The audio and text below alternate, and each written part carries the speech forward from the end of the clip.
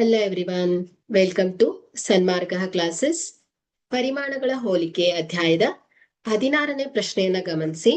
ರಿಯಾಯಿತಿ ಎಂದರೇನು? Okay, so ವಸ್ತುವಿನ ನಮೂದಿತ ಬೆಲೆಯ ಮೇಲೆ ನೀಡಲಾಗುವ ಕಡಿತವನ್ನ ರಿಯಾಯಿತಿ ಅಂತ ಹೇಳ್ತೇವೆ. ಸೊ ಉದಾಹರಣೆಗೆ ಈ ಚಿತ್ರವನ್ನ ಗಮನಿಸಿ. ನೋಡಿ, ಇಲ್ಲಿ ಒಂದು ವಸ್ತುವಿನ ಅಸಲಿ ಬೆಲೆ ಸೊ ಎಷ್ಟಿದೆ, 1,000 ರೂಪಾಯಿ ಇತ್ತು. ಸೊ ಅದ್ರ ಮೇಲೆ 20% ರಿಯಾಯಿತಿ ನೀಡಿದ್ರೆ ಸೊ ಏನಾಗುತ್ತೆ, ಗ್ರಾಹಕರು ಕಡಿಮೆ ಬೆಲೆಗೆ ಏನ್ ಮಾಡ್ತಾರೆ, ಆ ವಸ್ತುವನ್ನ ಖರೀದಿಸಬಹುದು.